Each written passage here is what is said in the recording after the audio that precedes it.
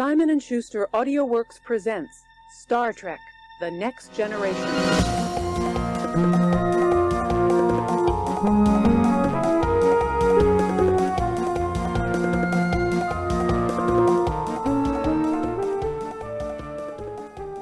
I was thinking me and the wife might have a hump later.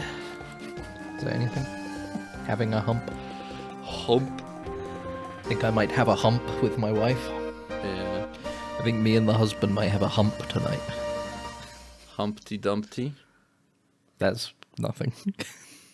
I don't know, just a similar sounding word. It is, you're right, it is a similar sounding word. That's true. That is true. Humpty Dumpty. We're gonna Was have Humpty a Humpty Dumpty so important that the king really had to send all of his men and his horses? What was so important about Humpty Dumpty? What was he saying on that wall? Like, that's what we don't hear. I bet he was a freedom fighter. I bet, of some sort. He was telling the truth on that wall. Well, then why would the king's horses and men try to put him back together again if they were killing him? Because you know what I think it was? Because they didn't want him to become a martyr. No, you know what I think it was? Mm-hmm. A different kingdom knew how much the king loved Humpty Dumpty, had him fall, quote unquote, and then they knew he's going to divert all of his military resources to fixing Humpty Dumpty. That's our time to strike from the south. It is unfortunate that, yeah, you're right. They're going to be dealing with dead Humpty Dumpty in the north. It's going to be wide open. We're going to go right through the gates, swarm the whole town.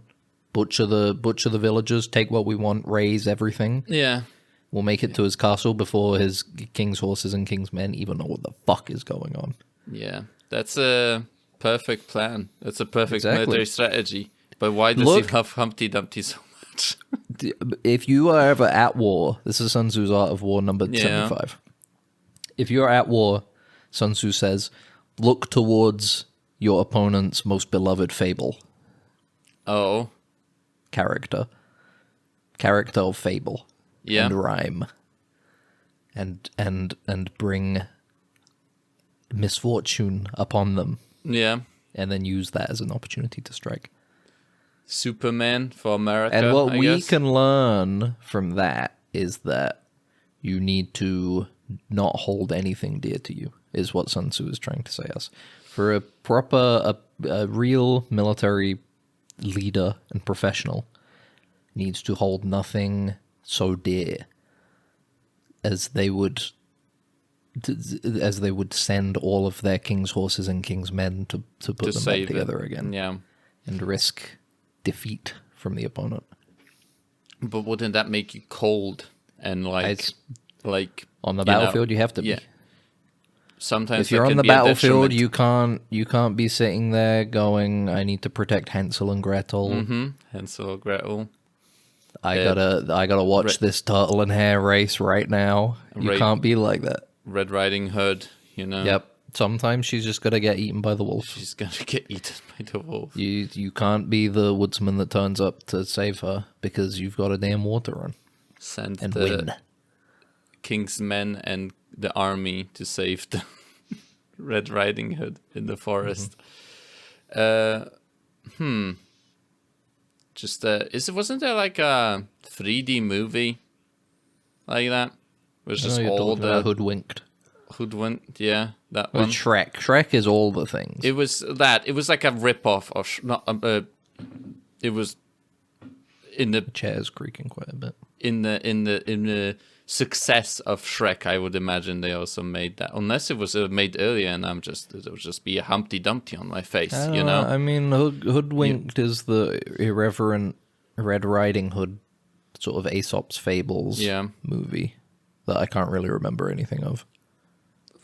I can barely remember that movie too. Like I don't remember. Like she was like liking agent. It as a kid though. Yeah, it was like okay, but it wasn't like I don't remember the details of it. You know, because like from Shrek, I can kind of remember quite a lot, even though I haven't seen it in a while. But that movie is just like I rewatched Shrek recently. Black hole to me, you know.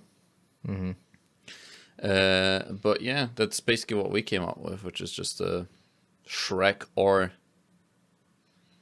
that movie, you know. That's what we came up with. What? In terms of just having like the kingdom and with all the Fable characters in one kingdom, you know. I guess. Yeah. Yeah. We did sort of come up with that. It's true. I guess it's a rip-off of that. Just kind of we kind of subsist on ripping off, I feel like. yeah. You know, really, at the end of the day, everybody's inspired by something and is just remaking it. That's true, yeah. So I think from now on we should just let the AI generate this podcast. Oh, you want to feed all of the episodes? And just it wouldn't take very long. From that point on, yeah. It's quite a lot of data, I would imagine. Someone could technically probably feed us into the very AI, easily. and there will be some sort of creatures going to come out on the other end. I am kind of curious, though, like, how does that work? Because I don't know, with generative stuff, like how, especially audio, it will be two of us, right, talking on one audio file. I wonder if that's like an issue. Would that just combine us into one creature? It would 2-fix us in a way. I think it would slip up definitely at some points, and I would turn into you. Yeah, you would turn into me. Sometimes you wouldn't be able to tell who's who. Sometimes it would be neither of us, I think. Yeah, but instead a strange third being that it invents, inserts into our dynamic. Like every fable, there is a grain of truth to all of them, you know? When you think about Humpty Dumpty, maybe there was at some point a deformed man that looked like an egg. He was a cannon, wasn't he? Was he a cannon? What? I think the thing I'd always heard was that it was based on a cannon. A cannon? Okay. Cannon. I would have never thought of that. I just thought it was inspired by that. Okay. I don't know for sure. I wasn't there. So why would he fall? I guess it slipped fall off of a roof, off of a parapet. Or a parapet. Yeah, okay, I can see that now. Yeah, and then broke into a billion pieces, and they were like, "Fuck our cannon." Yeah, and that's why they had to have all the army together. Yeah. Oh, yeah. Fuck. Well, I guess we're down a cannon. Yeah, we're down a cannon now that the enemies. Now that it's gonna take over the country now. You know. Would you? How would you feel if an egg person dropped on top of you from a wall? And they crashed and they cracked on me. Yeah. And you were seriously injured, but they were an egg person, so they died, but you like 100% survive. But you are definitely injured. I feel like it would just be an unfortunate accident. I'll have to deal with that. I can't really blame him, right? Unless he jumped on top of me. Then there would be a little bit like, fuck this guy, you know? I'd be kind of pissed off. I would be pissed internally. I'd be internally peeved off because I'm like, you can't really gain any sympathy from that because the other one died, right? But you gotta be like, well, you know, yeah, Humpty Dumpty died, but I had some pretty severe laceration. I had to get a lot of stitches. Yeah, and people are like, they're literally trying to put him back together again right now. This is not the time. You get a little bit of salmonella. From you the would egg, totally get from Humpty Dumpty falling. It'd be like Humpty Dumpty gave me salmonella when he died, and they'd be like, "Can you all over my body? He's dead." Okay, yeah. He slipped and cracked his head. Yeah, no, that's a different one. He couldn't get up in the morning. Or something. And that's the thing. You would get the salmonella all over your body. That includes your penis, and then you'll be like, "Guys, an egg fell on my penis." A man-sized egg fell on me. Sentient fell on me and drenched me in yolk. Yeah, and the other fluid in the egg, the white one. I can't remember what it's called. And now it burns when I pee. You know, and people are like, "You wanted to fuck the egg, didn't you?" And you're like, "No, dude, just say you had sex with Humpty Dumpty. It's okay."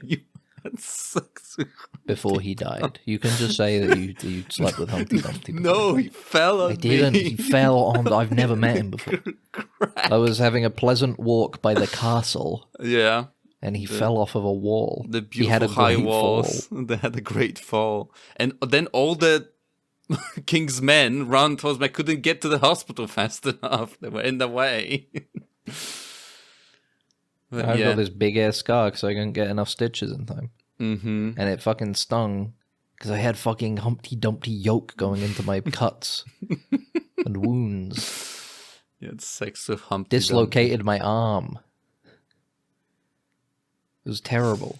Did Humpty They Dumpty don't have put any him sort? in the rhyme though. They don't put him in the They rhyme. don't put him in. But that's the thing. That is Humpty Dumpty like just an individual? Like there's just one guy like that, or there's multiple people? Like does he have a family, or like is he just like an entity of sorts? I like to think there are others. There are others like Yeah. they went extinct because they all fell off of walls. It would be really hard very to live. fragile. A really fragile sort of. How does an egg procreate? Because it is in itself the egg. It's a giant chicken, right? Can an egg have seed? Don't think so. I think Just say so. It's like they're like an asexual species, and they are created by a giant chicken, by a giant chicken, and then they roam, sitting on walls. That's interesting and having idea great balls. for like a fantasy race, a new module for D&D. For D&D 0-1. What was the name of the new Next? D&D Next, was that it? I don't know. Is it at the like subscription model that they have? The new edition they have that is just 5th edition still, but they're a little bit changed. And all on the app. On the app. It's on the app. It's awesome. On the app. It's you know what else is on the app? It's Dead Ensigns. You're probably listening to it on an app right now. Of some sort. This is the best show ever made. Unless someone about is everybody's favorite fables and rhymes. Yeah. Like the Three Bears and Goldilocks. Maybe what else? I can't the think old of woman any. that lived in the shoe. A Baba Yaga. You could have like a Baba Yaga. A bit too ethnic for me. Okay. So you want I'm like kidding. I guess all of them aren't like they're all like the Puss in German, Boots. aren't they? Like a lot of them. So is that not Aesop. that's good enough for you? And the Brothers Grimm. Grimm brothers, yeah, Grime. Who's the goat? Who's the goat of fairy tales? Brother Grimes, right? That's Grimes. Grimes from the Grimm's brothers. Grimm brothers. I think Aesop is kind of the goat of fables. Probably. Just all the names just flew out of my head. When fables are the vibe, Aesop is the goat for sure. Yeah. Mm-hmm. And Aesop Rock. Yeah. Good. You wanted to mention. Yeah, you wanted to mention that. Yeah. That's one good. Well, I was jumping off. A shout out for Aesop Rock. I'm Ben. This is Max. That's me. Slow week. Yeah. For how a lot is happening around the world. Very little is happening this week. Happened to us specifically. To us personally. Hope it stays that way. Yeah, I guess. What are you thinking? What's your plan draft-wise? The beautiful privilege of not having to do anything about it. But yeah, what do you mean draft-wise for what? Like when you get drafted into whatever conflict? If they want to draft you, what's your draft plan? Fuck, man. When draft is the vibe, what's your plan? Probably technical roles of some sort. That's probably okay. I meant more dodging, but okay. Well, I would never dodge the draft. The government. I would never. But if there was a third person, someone else in the story that wasn't me, and they were going to dodge the draft, then I would probably do some medical. He would probably do some medical stuff, probably. I don't think they'd want me. But that's the issue with the medical thing, where you're like, oh, I just have this condition, right? It's like they will like inject you with like steroids or something, and you'll be fine, or something. They'll give you like a super soldier serum, and you'll be fine. If you say something like, I will I will hurt other officers intentionally. Oh, Jesus Christ, don't say that. Hypothetically, I'm speaking. If that were something somebody said, if they were being drafted, Jesus Christ. What is the procedure there? I don't know. Do they just go, well, let's take the gamble? Fuck. I feel like it. What do they do? I think because like looking at Vietnam, right, and like America, if you just were a objector, right, you a lot of the times you just landed in prison, right? You just went to prison and you stayed in prison. So maybe they'll just put you in prison, or they'll put you in a psychiatric ward. Honestly, if you said that, yeah, I guess that's probably. I think they would have, and a lot of the times, try to prove the fact that you're not, you're good. You can get out, afterwards, So maybe that's a way to do it, but that's pretty risky too. And also, it's just like that's the thing. I think during war, it just depends how desperate whatever country you are from is at the time. Certain countries, even kids fought, at certain times. So some of the kids wanted to go, didn't they? Though they were like trying to to pretend to be older than they were to slip in and be like, I want to go because there was more. I guess it was more of a pride back then. Yeah, especially in World War I. You didn't really know anything. Like it was easier to tell the serfs like there are barbarians at the door. I feel like it's harder to tell people now that there are barbarians at the door. Yeah, definitely.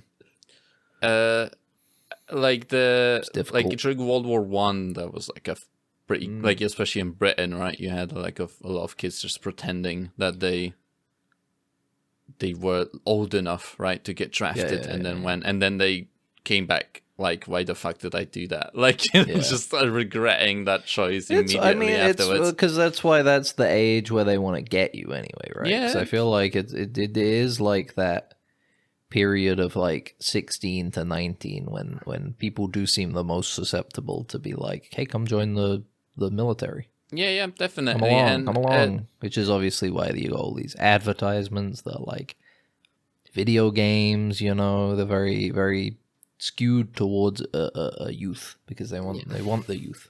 Yeah, definitely. Like you just don't know enough, or like I don't know. In general, you kind of perceive yourself as especially when you're young, your death kind of doesn't apply to you as much. Like you don't think about it that much. It feels distant. It feels very distant, and although death happens all the time, and especially at war, you feel like you're just not going to be the one that catches that bullet, or has that unfortunate incident of something hit, like an explosion happening to them or next near them. And especially like with the kind of break between like World War I, like one of the earliest mechanized kind of modern conflicts, like it was at like a very awkward time when people still saw like military as like noble in a way, it was like really weird, like especially in the UK, you could just stiff upper lip sort of thing, and just in general, like the dynamic of the war changed big time during World War I, because it began with professional soldiers and it ended with draftees, and originally, like there were literal incidents during the beginning of the war where people they would like patrol, and like the British soldiers would see Germans and they would go like, fuck you, and they would just throw rocks at them and tell them to go away. And because they like just didn't have a instinct, they haven't even been kind of taught to kill, or they didn't have just been ordered specifically, you gotta kill these guys, and then later on when people became jaded, right, the people were drafted into this war and they just saw the enemy as an enemy, at that point, and to someone to kill, and so it, like all the kind of nobility of combat went out the window, especially after like World War I. just thinking about it, like, it must have been terrifying, you know. What I always found interesting were the people who wanted it too much to be drafted, you know? Yeah, definitely. Like the kind of people who wanted to go to Vietnam because they wanted to kill. And even the military had to be like, no, you can't. no, Yeah, we're not gonna. You want this too much? Yeah, like it ain't happening. those are interesting cases. I really want to do like a deep dive into like Soldier of Fortune magazines. I really want to kind of, because a lot of that is LARPing. And a lot of fake stories, like, the sort of guys that like whatever that book that Bloodsport was based on, the movie with Van Damme. That guy was like making up shit. Like he was just like, I was like a fucking commando in Vietnam, like snapping necks, and then I got invited to Bloodsport, thing, the deadliest martial arts competition in the world, and it's just all fake, It is interesting, I guess I wonder how much of that is propaganda in terms of just like it's triggered by propaganda, because like propaganda is it's a powerful thing that also, it plays on manliness, it creates manliness. It's manly to kill, it is manly to kind of force your will onto somebody, and through combat, for example, violence. And and I wonder how much that these people wouldn't have done the thing, like they wouldn't desire that as much if we just had a different, but there's interests, right? There's interest in, like you said, grab them young, basically, and try to get them to join up. And it is interesting now too, like, people thought we were past, what do they call it? Like, we're past history or something like that. That's what they say, where it's like, we're past wars, although we have been at war. It's weird. We're past. We're definitely past war as we understood it. Yeah. In that it was like in the way World War One and Two were fought. I don't know if there will be a war like that again in our lifetime, but there will be war. And I mean, you look at the way the war currently is. It's like. You imagine how this thing would be fought with boots on the ground, but in reality, it's literally just like that carpet bombing Iran, for days on end, murdering people in the thousands. Yeah, that's true. And Iran is obviously firing a lot back towards like U.S. bases in various countries and Tel Aviv and such. But so it's interesting, and I mean, I guess that's sort of like. That is the direction you could get from the end of World War II, right? Because as World War II was going on, that was when, like, intercontinental missiles were being developed, and they kind of came in properly at the end of World War II, as it sort of petered out and the I guess the Nazis and such were beaten, defeated. Yeah, but now we kind of have a continuation of that, where the war is just missiles, Yeah, it's definitely just like missiles. In war, there's something, the idea of force multipliers. At least our wars, because there's a lot of smaller wars that continue around the world that are fought like on foot, but between soldiers still. Yeah, but, but talking about like. Major powers, I guess, at war. Yeah, right. Modern warfare in terms of like missiles and drones and technological marvels of warfare, I guess, if you want to call them that. It's like that's in talking about just being drafted and things. It's just like, it's like. Especially now, like even I said, like, oh, maybe if I get drafted, I'll just go into like a technical role, because I have a technical experience already, you know, and you're kind of, even with that mindset, I'm already playing into a hand that's of the conflict. You're already because I am already saying that it's not going to happen to me. I'll be, you know, in a base somewhere, like on the ground in a bunker fixing something, or like building a drone or something, or like assembling something, you know. I don't know, it's like, and it's in that, and I feel like a lot of people are also, especially, you know, like, it is unfortunate that, you know, draft officers are do target, you know, poor areas, you know, too. So a lot of the times people can go like, just do anything else but that, but it's a big leg up in a lot of people. It gets them out of poverty, gets them to be able to go to college, especially in America, you know, gets them to have VA, which is health, like, it has, you know, it's not the best, but it's better than nothing, you know, to have VA access, you know, and that's a lifetime VA access too, you know. You get credentials that then you can go into the private sector with, you know, and it gives you opportunities that it's alluring, basically. I don't kind of blame sometimes people that go like, I'm gonna do this, you know, I'm gonna go into this and I'm gonna get mine, you know.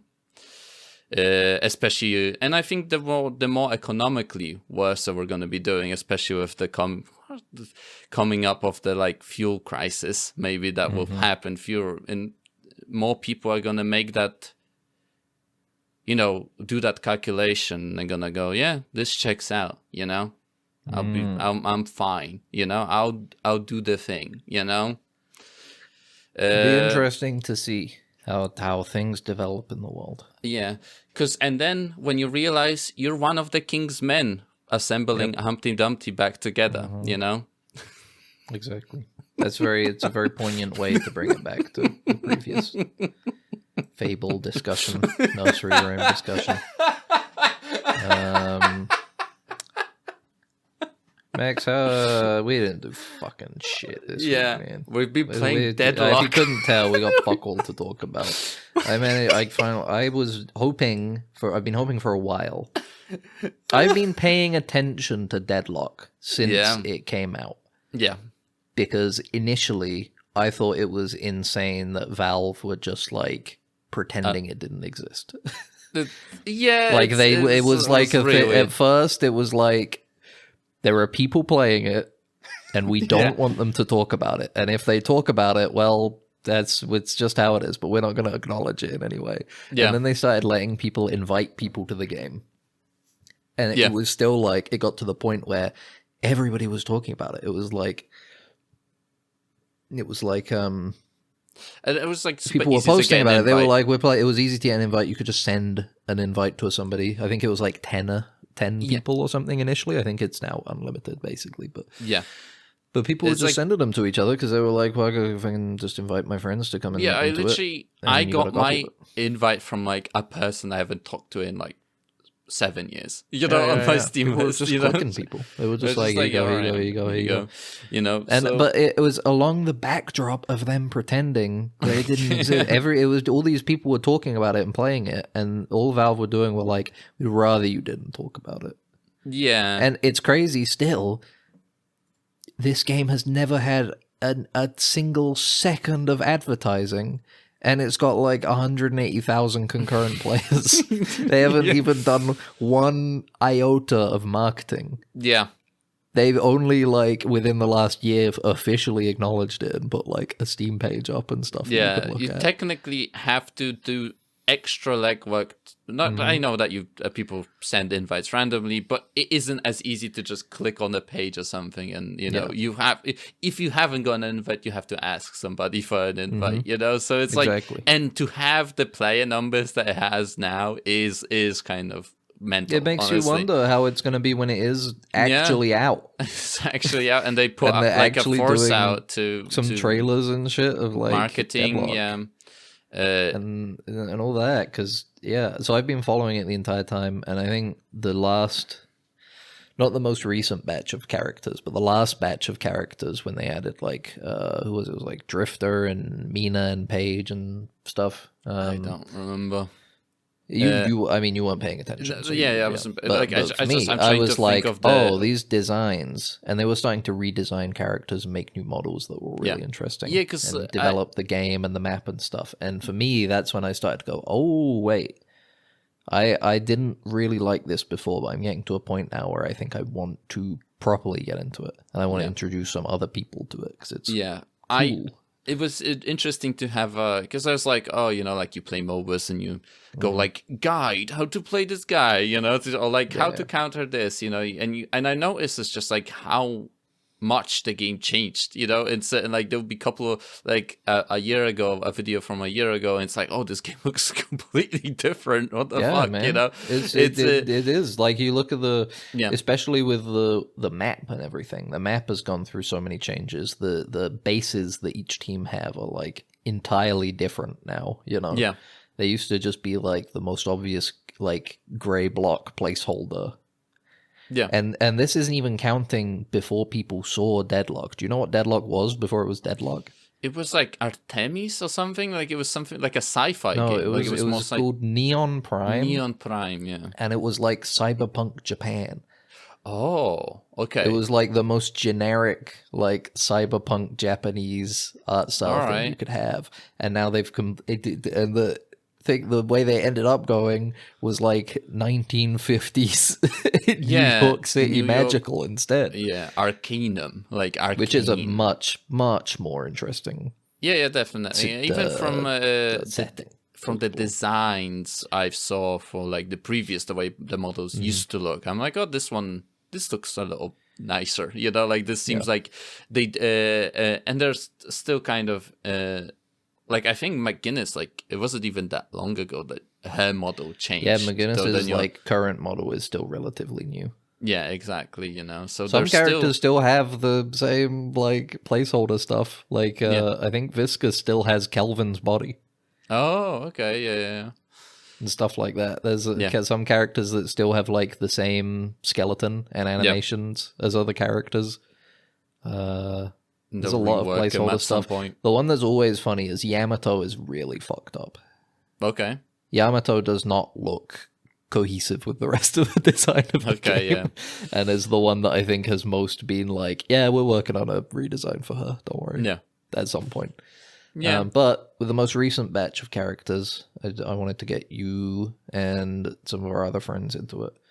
And I think that's been a success because you don't even need me around to play anymore, and you're all playing games. Left you in the dust. No, that's fine. That's okay. No, it's just I've never been like I did avoid this game quite a bit. I wasn't interested in it because I just found like I'd never enjoyed MOBAs that much. I was unfortunately people that don't enjoy MOBAs. They have a lot of friends. Sometimes that are into them, you find yourself playing them, and it feels like you're pulling your own teeth with rusty players sometimes. Because you're like, fuck, these guys played nothing else, and I want to hang out. I want to hang out and like play something. And this one's been really fun. Like I think I said it to you before, which is like. I'm pretty okay at FPSs, so I'm like, I can, all the kind of like ability kind of burst tactical stuff, I can kind of also use my, maybe not, I'm not as good at that, and I'll maybe learn eventually to be better at that, but I can kind of use my FPS ability a bit much to kind of even out the playing field, and that allows me to kind of. I get that. Not be as bad at these, and contribute a lot more. Because, like, I feel like in general with MOBAs, contributing when you're not really good can be hard. Basically, it feels miserable. It feels like, and you have the idea of feeding. Like that's a particular sort of type of thing that is pretty prominent for MOBAs. Like the idea that if you are doing well, you are bad. If you're doing bad, you are actively helping the opposite team. Like you literally are feeding them. Like that's why the term is coming from, And Yeah, and this one I like. There's it's just interesting, like the way that the fake, like just the. It's interesting to think about why this game, honestly, because it's like they had Dota 2, which is a MOBA, you know, Yeah. people Team really, Fortress 2, which is a shooter. yeah, and it's like why another kind of MOBA hybrid with.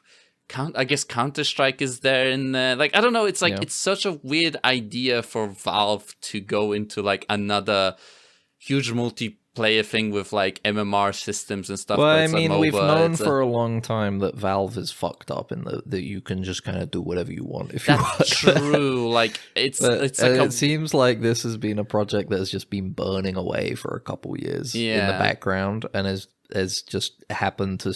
And I think that it goes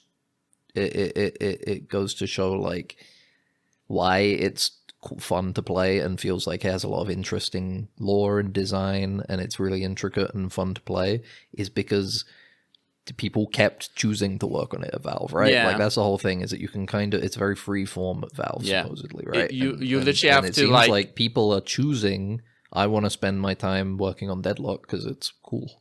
you have to literally like persuade people to work on your project, and there've been projects that have been cancelled because people worked on them and then they were like, all right, I'm gonna go work on something else, and they never came back to work on your project, and then you just get binned, you know? So it's like, yeah, it is interesting, and especially like you said, it's been in development for so long and people continue to come back.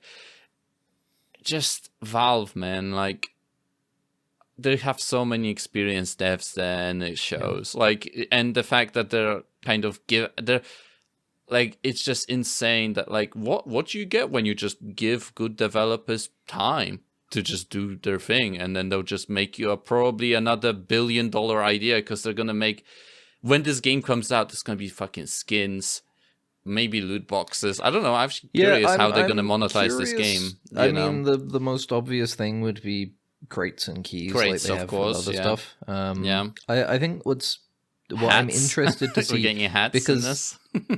It could be because currently there's actually a very strong modding community for the game. I haven't looked at any of the mods, so like in there's a terms lot of skins people and stuff. People do costumes and colors. Though you can change voice lines, UI overhauls, you know, timers and stuff for you know, spawns on the map and shit. Objectives. So there's a lot of that, and I wonder when they are in a full release and they have some way to monetize the game, I wonder what will happen to that, you know? Yeah, that's true. If that is gonna be, or like a lot of that stuff, maybe with those like timers, but maybe less with like skins. But the thing is with skins is like, there is that element of you enjoying the skin, looking at it, but there is that another element of, look at my cool skin, you know, like the well, other I wonder play, like they could end up doing the thing that TF2 did, where you can have like workshop submitted items as like actual maybe they'll things. You know, eventually they they can like go into actual rotation of items or something. But I mean, who knows? The game is still technically like non-existent. Yes, like again, still the only thing they've really done is make a Steam page for the game. Yeah, it's technically still in like I don't even know what they call it. Is it alpha or what do they call it? Because like those terms don't mean anything anymore, I don't. Man. They used to actually correlate to stages of development, but now it's just sort of like, I don't know. It's an alpha, I guess. Yeah, because like you turn pre-release. You turn the game on and it pops up a window if you don't tell it to not to, and it's like, this is an early development game. It's like it is interesting to see like early development build, but it's like one of the few very polished experience already. Incredibly polished experience already, you know, and it's like it pops up with the contrast of it, of like, oh, this is an early build still, but there is a lot of changes, you know. It does seem like they are still like balancing stuff, and they're working on smoothing out the experience, and it will be curious to see how the experience continues to change as they're still working on it, I guess, you know. But I wonder when it's gonna fucking come out, honestly. Like like you said, like a full thing where you could go on the Steam page and just press like download, or I wonder if you're gonna have to pay for it, maybe. I don't know. I don't think they'll make you pay for Yeah, it. probably not. But it would be interesting. They don't make you pay for Dota. Dota. Do you? No. You don't even have to pay for fucking Counter-Strike anymore, do you? I think CS:GO went free to play. I think at this point. Yeah, because of all they want people opening crates and stuff. They're just making shit ton of money and opening crates. Yeah, and same with Team Fortress 2 went free to play eventually and stuff. So yeah, that's true. I don't think they'll make you pay for Dead-Shlock. I think eventually there'll be crates in the game and shit. Yeah, obviously, but yeah. I don't know. I don't mind that too much, and as long as the designs Yeah. are fine, I'm like, yes, whatever. Yeah, I know Dota 2 has a lot of that stuff as well. Now they have like a battle pass and stuff. I think. Yeah, I could imagine. Never really they'll paid attention to Dota. Probably have like challenges, dailies, or something like that Yeah. that you'll probably do and stuff. And it's not in the game currently, but probably in the future. But I think similar to you, when it comes to MOBAs, I like MOBAs a lot conceptually, but I don't like playing them very much. I quite like watching people play MOBAs because I like the level of depth and interaction that the games have, Yeah. and a lot of the strategy to it, the team strategy is cool. But I played League of Legends for like a month, I think, and by the end of it, I was like, okay, I don't want to keep playing this anymore. And but at the same time, I like watching people play League of Legends. I don't know why. Something in my brain is just like keep watching. Never enjoyed that much. Even watching it, it feels like watching it even and not knowing the ins and outs. Yeah, I could imagine that if you're good at the game and you understand it, then watching it is even more enjoyable because you can kind of see all the micro strategies and micro choices that everybody makes. Because, like you said, the MOBAs are very deep games, and you can when someone does like I think we were playing and we had that what's it called, the doorman. We had that doorman.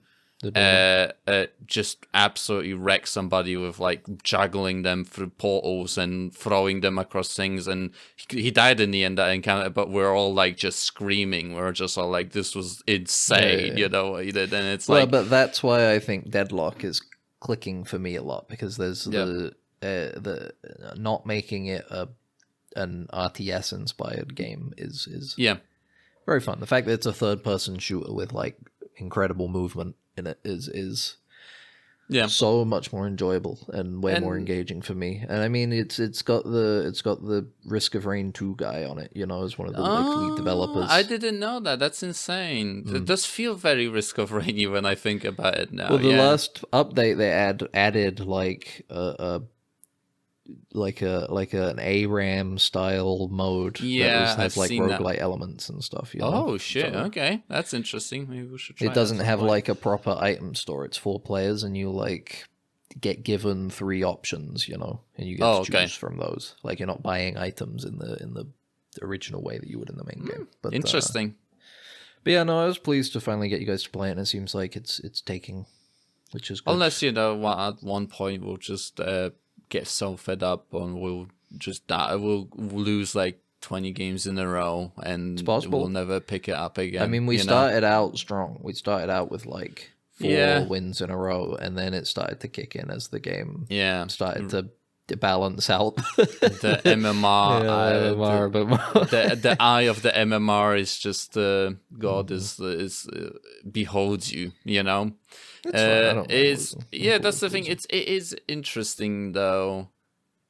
That idea of like just like skill based matchmaking and stuff like that, and like the statistics of it, because it is a good point that like they are trying to get you to win and lose, so like your win rate is around 50%, and it's like that's really interesting to think, because like how much agency do you have in that? You know what I mean? Like I'm kind of like, is an interesting idea of like, back in the day you would sometimes get matched with absolute sweats and you would die, you would hate that round, but sometimes you would wreck and you'll be like, I feel really good, You'd be like, I'm awesome actually. I'm awesome actually. I'm a beast. But and that wasn't algorithmic, right? That was just kind of a chance, of it happening, And here it's like, are we just monkeys? Are we just rats in their maze, sort of thing? Yeah. When you think about it, I mean, in a sense, in that the game is still in like a test phase. They are kind of like the rats, right? Especially the fact that they are actively tweaking all of that too. Yeah. But whatever. Like the interesting idea with like the MMR system is when you encounter a game that doesn't have that big of a player base, like Hunt Showdown. Yeah. And you're just constantly encountering MMR, like it's out of 6 stars, and you get 6 stars players constantly in your match, and you die every match because literally the pool of players isn't big enough to balance out the matches, so you just get assassinated immediately, But they had fun. Well, that's as long as somebody got to have fun. Exactly, right? That's the most important thing. We need to talk about Starfleet Academy. Yep. We can't. Cool. Well, either way, to surmise, Dead-Shlock is fun. And Dead-Shlock is fun. If you get an invite, give it a go. But I think it's best played with friends, and probably do a few bot games first, because I think there's some nuance to it that you will want to have for your first proper game. It is unfortunate how much there is to consume immediately. Like, you kind of have to immediately know things to be able to kind of do okay, Their little tiny mechanics, and even just the map knowledge, and like what do the icons mean, where they could be, especially with like Dead-Shlock. Another issue is that there is a verticality to the map. With lots of verticality. Not only can you vertical. Climb buildings, you can go underground. Underground, sprawling like subway system. Yeah, and in League of Legends is kind of flat. You have bushes, you have barren, you have camps, and they're very distinct locations on the map. And you kind of just go to it on the map. But in Dead-Shlock, you might go like, oh fuck, this is a dead end, or something like that. Not really. I realize that there isn't that many dead ends, but it tends to be like rooms that you hide in that dead ends, like the equivalents of bushes, I guess. And you might, if you don't know what you're doing, you might. I found myself like running into them sometimes, going like, oh fuck, this is a dead end, You like pick it up over time. Yeah, exactly. The more you play, the more you kind of get a mental map of where you want to be and where you want to go. I played a game with some friends like a few weeks ago.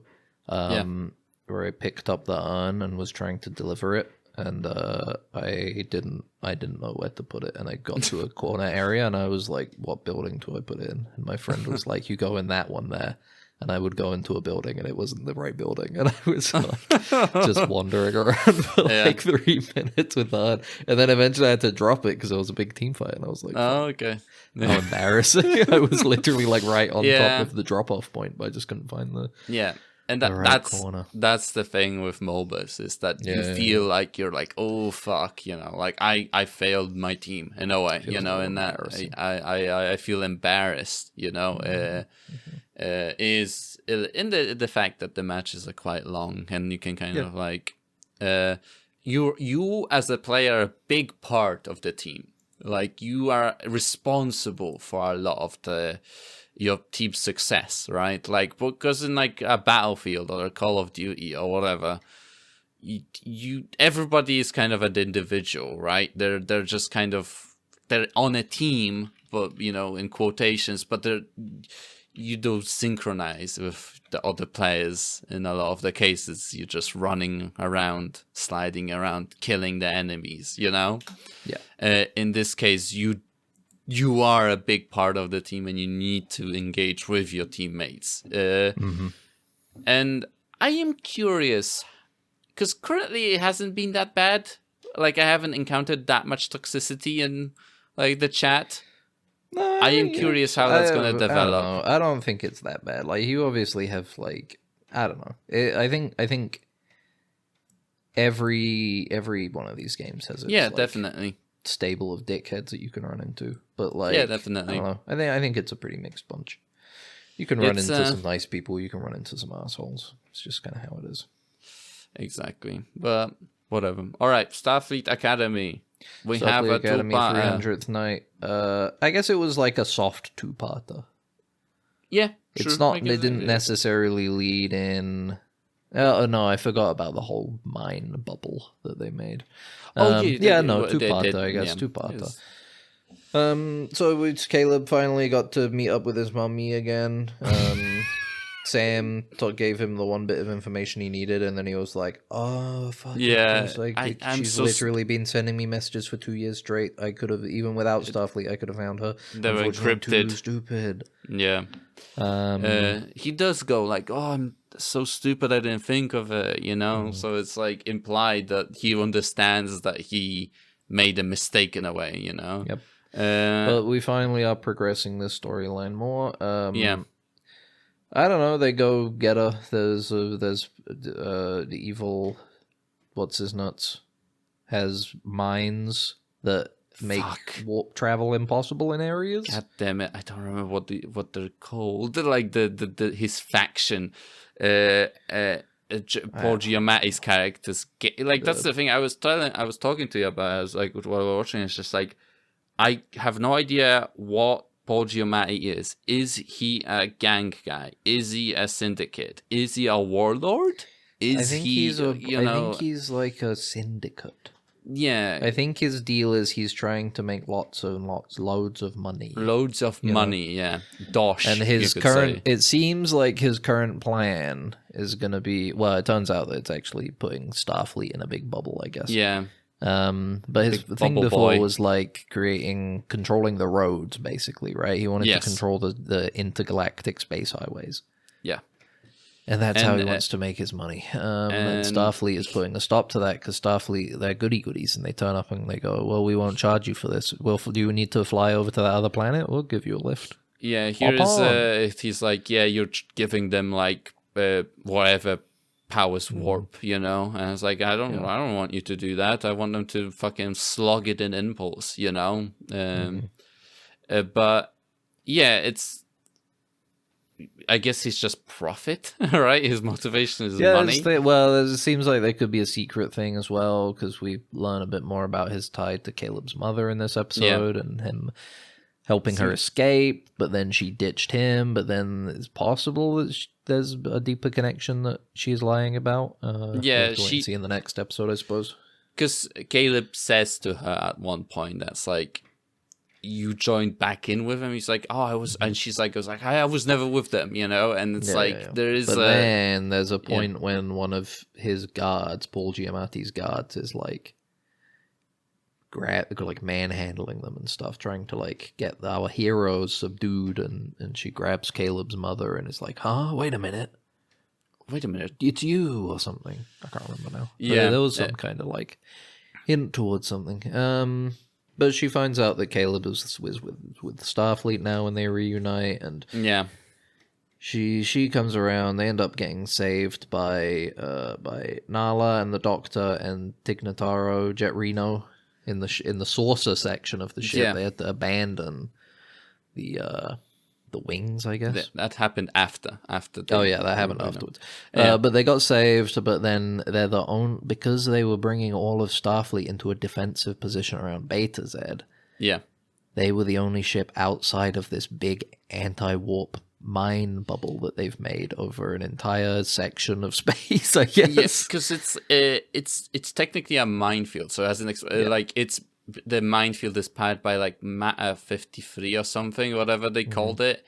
That causes, after an explosion, like you can't use warp in the area of the explosion, which is like gigantic. And I guess what they're doing is like, if you go through it will basically cause the entire Federation space to be. You wouldn't be able to go to it, basically. But it's visualized as impossibly large red bubble. Basically. That's where I was like, did no one notice them doing this? Like, I bet someone would have noticed them setting things up. That. They would have to trace an orb around that section of space, and they are monitoring them. So it's strange that they completed an entire orb of mines without Starfleet being like, hey, wait a minute. It feels Hey, like hold on. this a sort of thing that would take 10 years to do. You know, like it You would feels think like so, yeah. yeah, but it's like Federation is like, oh, we had no idea. You know, it's just like, okay, I guess he's a lot more competent, I guess, than we thought. Yeah, he Well, just Giamatti. kind of did it What is he called? around an entire section of Section space. of space, like sector. It's like an you know? entire section of space has a giant red bubble around it. Yeah. And It feels a little ludicrous. Is Yeah, all I'm trying to get across. the It was a hook bit of it. too grand. The hook of it is that that ship, because they went to save They're Caleb, outside the bubble. They're yeah, outside the bubble, therefore they're the only They're people the that can probably only ones do who can something. stop it. Yeah, of course. I'll give a shout out this episode to the fact that it does seem as though they've developed Sam quite a bit, and she is a more interesting character than I was finding in the previous episodes now. Yeah. She referred to the Doctor as a dad. She seems more introspective, but also bolder, you know? Definitely bolder, more confident. So it was interesting. It was good to see. I was glad that it wasn't just sort of like something they might reference every now and then, but for the most part, she's like the same character, basically. Yeah. So I was happy with that development. Outside of that, I don't know. It was teen adventure episode. They go to a CD space station. There's a bit where the ship flies right down above the thing and lifts them up and then flies away, and they have to abandon the wings. It was fine. It was, I laughed whatever. at it. It looks very Star Warsy. It was very Star Warsy. Very Star Warsy. But that's Star Trek now. Star Trek wants to be Marvel Star Wars more than it wants to be Star Trek. True. That is very much true. Isn't That's kind of the issue. If it was all Star Trek, it would be like a bazaar with 3 stalls, and there would be paper mache like rocks around the area, and that would be the black market. You Now know? instead we have CGI rocks. CGI rocks and an entire like black market area of shit ton of extras, quite a lot of extras in there. Yeah. This looked like a bit of one of the higher budget episodes, I guess. There was A lot of costumes and stuff. a dumb scene where they're like they're dressed up as like just, I don't know, just not Starfleet. Basically, they just have like rags on them. Yeah. And what is he called? Darum. He's got his little combat Starfleet badge underneath the rags. Yeah, I was like, and it's like, why didn't you could just put those in your pocket. You can put it in your pocket. Yeah, you don't have to have that on all the time. It's fine. Just so dumb. But yeah, so I wonder. I feel like this is gonna end pretty similarly to, remember the Strange New Worlds season end with the Solicit guys, what are they called, when they invade the planet, and it's gonna be a big cliffhanger. The Gorn, and it's gonna we're gonna have to wait until season 2 to see how this ends. I feel like probably a little bit, because it seems like they're making the next season, so we'll have more Star Trek to watch. I mean, we talked about it as soon as we started talking about this season. They were doing a second and I think third season.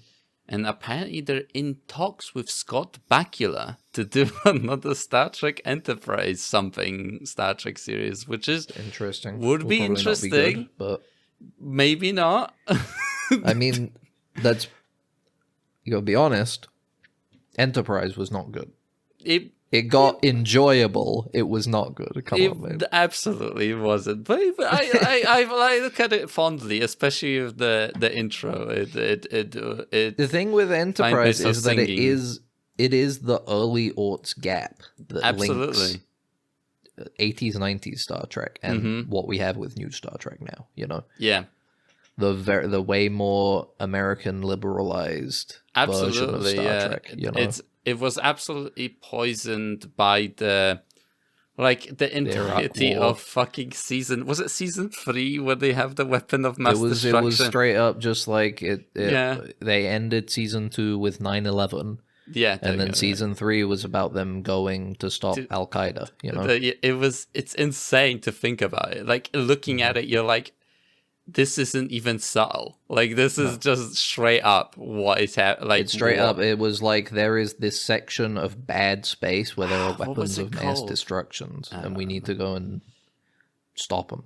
Yeah, it's And it wasn't a bad season, even, to be honest. all of, it's not bad. It was fine. There is definitely, like, I look fondly on Enterprise because of how Questionable corny it politically, was, I suppose, and as usual. But you know, it was a weird fucking ass time, especially for media and going like, "Hoorah!" You know, we're resisting. You know, we gotta fight this. You know, and Florida got cut in half. But yeah, I suppose we'll see. And Tucker's sister got killed in the Florida. She got incinerated. Incinerated, yeah. Well, you know, see. it. Maybe they'll do more. It will be interesting. There's the pit. Well, You know, Ben, we have another war coming, so maybe we'll do a Star Trek Enterprise with the current political climate. So, you know, it'll be... Why not? It's the time, I guess. For it. There's a scrappy little planet out there called Israel, no, and it needs protecting by Starfleet. No. This is how Starfleet started. No, We have to go. It's dude.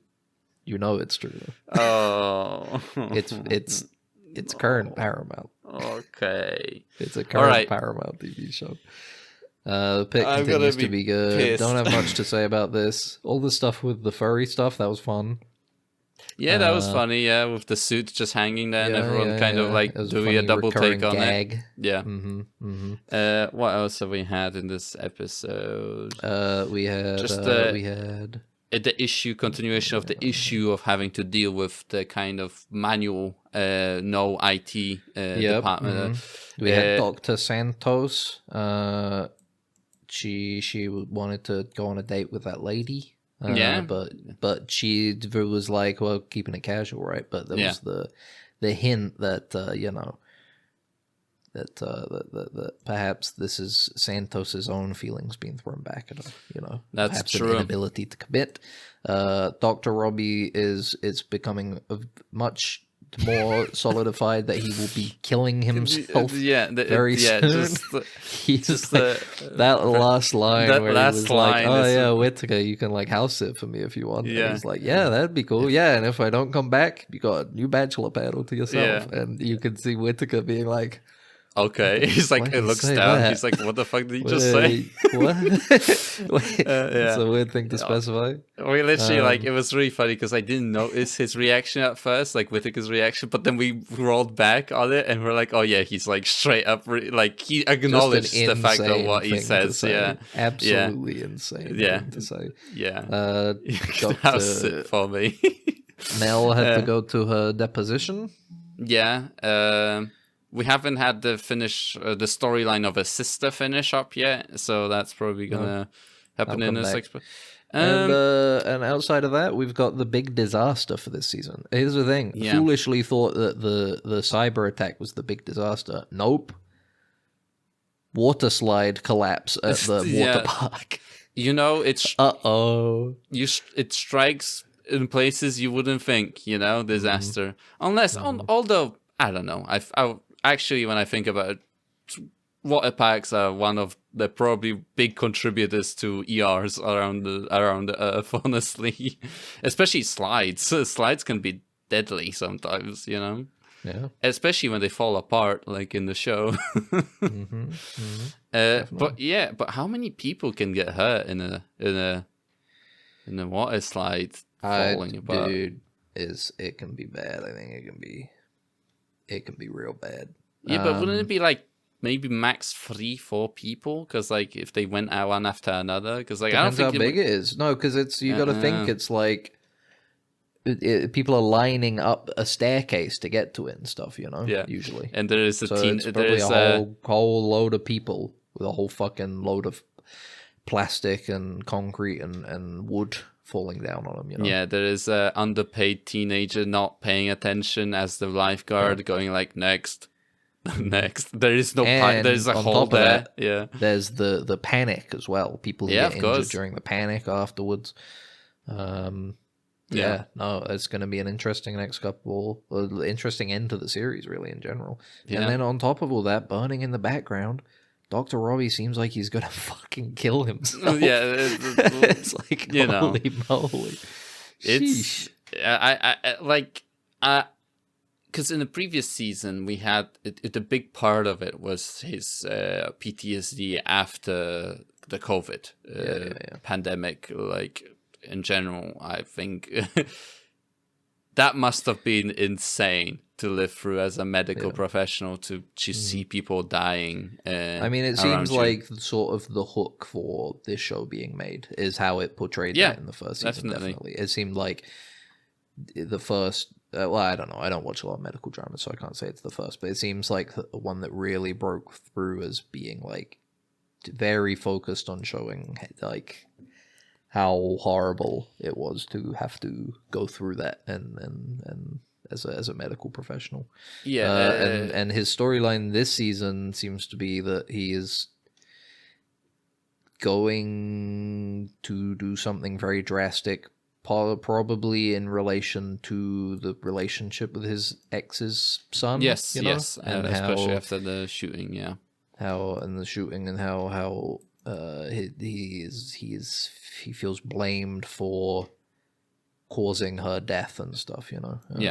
Because which is unfortunate. It is unfortunate to, I think, medical staff, like medical professionals, have one of the highest rates of suicide in terms of profession. So, it's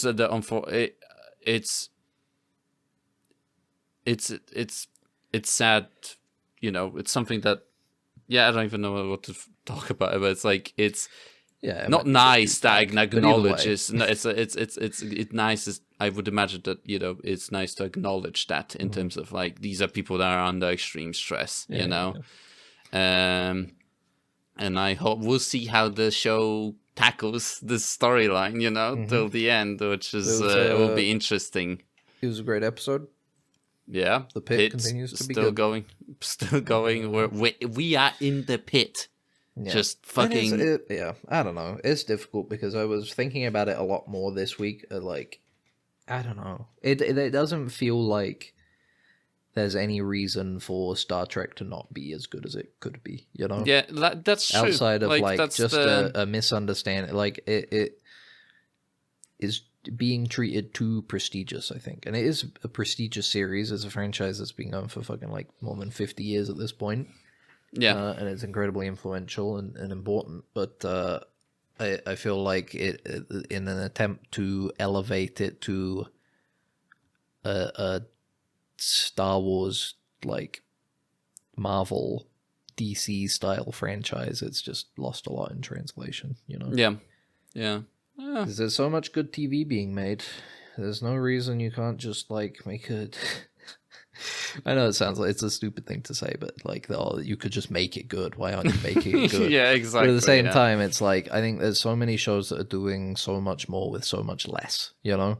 Yeah, absolutely. And much more, and doing good quality more frequently. That you have Star Trek sitting there like a lame duck. Like a lame duck, and it's eating up all this money and looking like shit. Like, objectively it looks really, like bad. Yeah, the Starfleet Academy.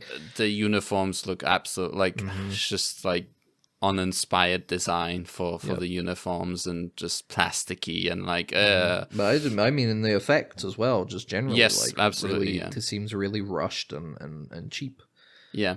Anyway, we talked about I guess it's just, you know, like, I guess they need to get somebody that has an idea for the show, because it's like, I bet like the pit, like, you know, the guy from ER, like, he had an idea of what he wanted the show to be, and I feel like they're just the people who are working on Star Trek, they're probably just kind of told, like, make a Star Trek show, you know? It's like, all right, now let's come up with something. What do we want to do with this, you know? Instead of like, I have an idea of what I could do with this, you know? I don't know. It's creating good stuff is really hard, you know? Yeah, it is. And but let's wrap up. Yeah, let's You wrap good? up.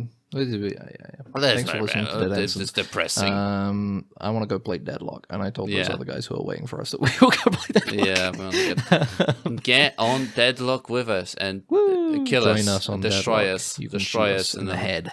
We'll be You're dead gonna go forever guys. in real life. Is that Dead Ensigns? Oh, look, there's Dead Ensigns. And we're my feeding- username is Ben Dead Ensigns. You'll find me. It's Max Dead Ensigns, Max Dead Ensigns and Ben Dead and we're Ensigns. just feeding our lane. We're just We're on your team. We're just feeding. We're just feeding the lane. And you're like, I'm gonna stop watching or like listening to these guys now.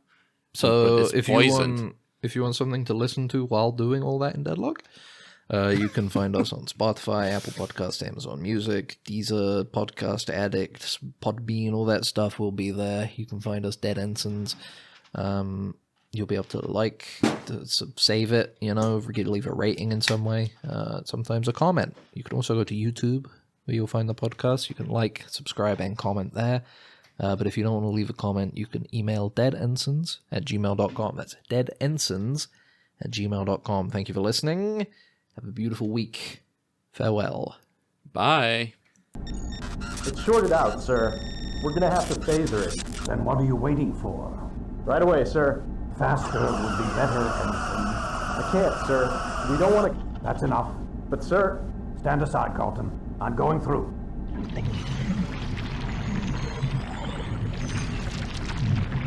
You're alive. Good.